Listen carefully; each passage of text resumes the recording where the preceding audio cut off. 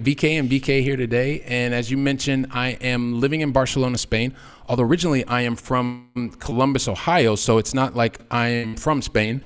I just kind of ended up here. And as a result, I have become a long distance investor, meaning that I live in one location and I choose to live somewhere else or choose to invest somewhere else where I believe it's going to help me get close to the benefits that I'm really looking for.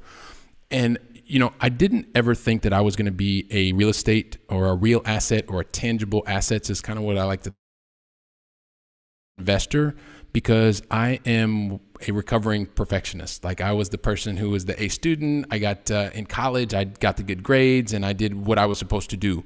And when you do that, like, one of the things is you go to school, you get the good job, just like Kiyosaki's books say.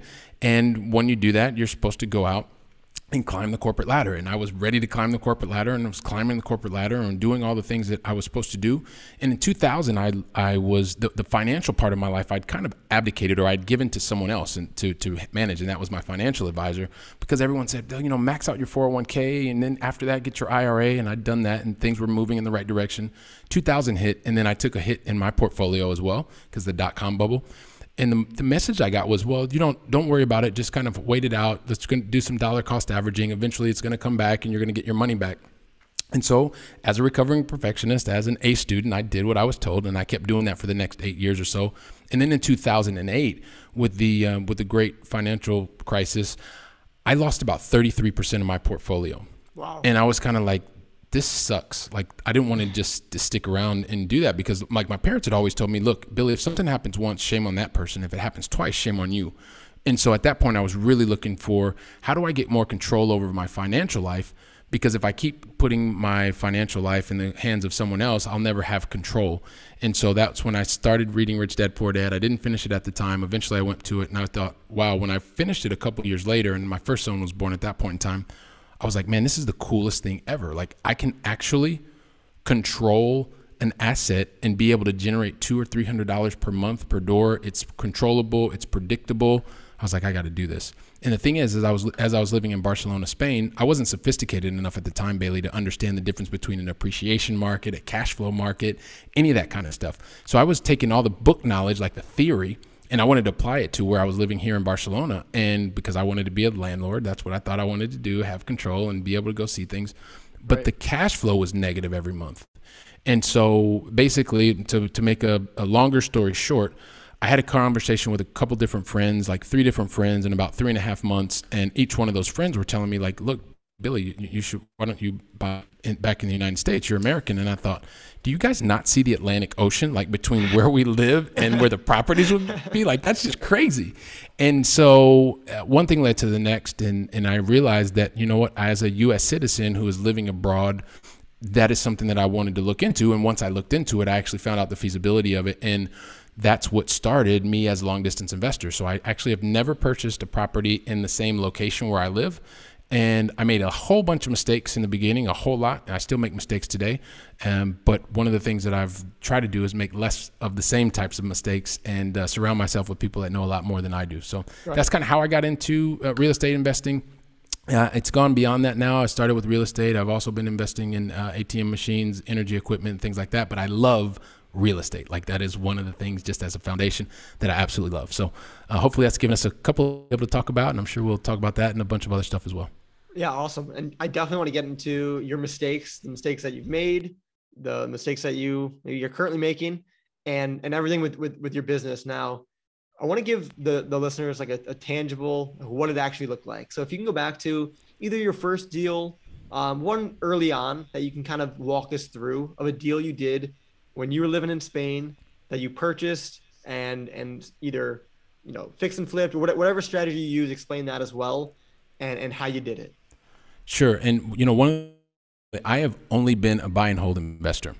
Okay. So I've never done anything else other than buy and hold. So I guess if you want to say specialization, that's what I know. That's what I've done. I do know some other things just because I've now surrounded myself with other people who are specialists.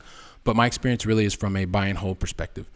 And, also too, I've been a corporate person for over 20 some years. And like said, I was rising the corporate ladder, and I worked globally roles. I've worked in the region of Europe, Middle East, and Africa, and I've also now worked in Spain.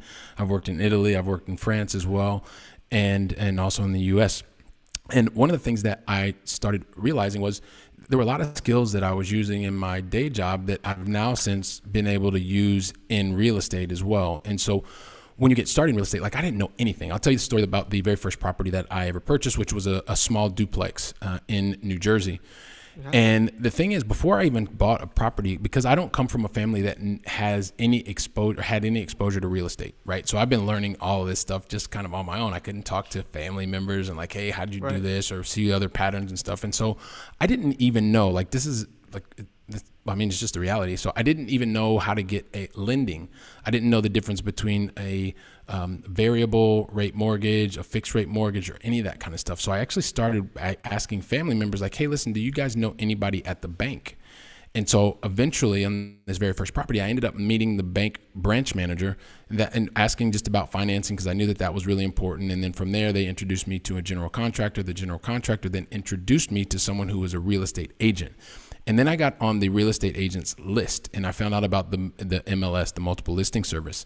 At the time, I was looking on Zillow, I was looking on Red, and I was looking on all these different places, because the one thing that I knew, Bailey, is that I had money, and I wanted to put that money to work in real estate. And so I kind of I'd done so much paralysis analysis and read all these books and stuff, and I just needed to take action. And so at that point, I was taking action. I had the relationships, and I was looking through the MLS all the time.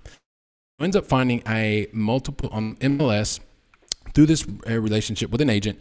The property was actually on the market. It was like I think it was $94,000, something like that, a duplex. Ended up getting it for $77,000. Ended up putting another $20,000 in it because there were some issues with the roof, and just wanted to do some nicer things to it. So, and this was a property that was from a woman who inherited the home. Her mother passed away, and the daughter didn't want to keep the property. So it was me being in the right place at the right time, understanding the situation, and also having someone that really did not want to have that particular property. I knew that I was looking for cash flow, the numbers, and I was kind of like, all right, well, this sort of makes sense. Although the property, they weren't renting it, but there were comps in the area. And I was using, what was it? I can't remember the Rent-O-Meter is the thing that I was using back in the day, and I was seeing what the rents were, and I kind of had an idea, and I was like, oh, okay, this would actually work out pretty well, because I understood what the mortgage payments were going to be, and then I saw what the rents were going to be.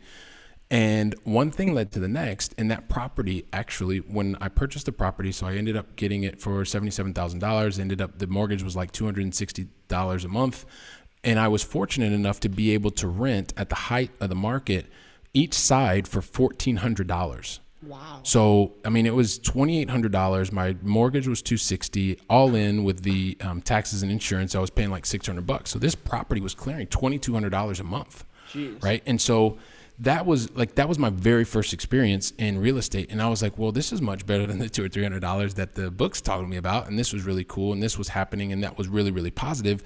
But then something happened, because I realized at that point, there were actually families living in the properties, and guess what? I didn't have a team in place. And so what was happening is, yes, the money was great, but my service level wasn't where it should have been, because I didn't actually have the service. So when things started happening and going wrong, like people needed things taken care of, I realized that we didn't actually have the infrastructure. So one of the basic things that I knew is to get an answering service. So I found that there was an answering service that would answer calls 24 hours a day, 7 days a week. And the thing is when the issues started happening, because of course they did start happening, and I say we, but it's actually me, would receive text messages at all kinds of hours of the day and the night, and with a 6-hour time difference, guess who got all of those things? And then I had to figure out the team members. So although the experience was extremely positive, and that I feel very confident one of the main reasons that I continue to move forward is because I had a very positive first experience. Although I did make a lot of mistakes and a lot of things happen, like I said, just the basic having someone that was there to be able to provide a service. But I figured out that we had to figure out how to get the service, and that was the answering service. Thanks for watching that clip from the Real Estate Investing Made Simple podcast. If you want to see the entire interview, go ahead and click the link in the description below. And don't forget to subscribe to stay tuned for all future episodes.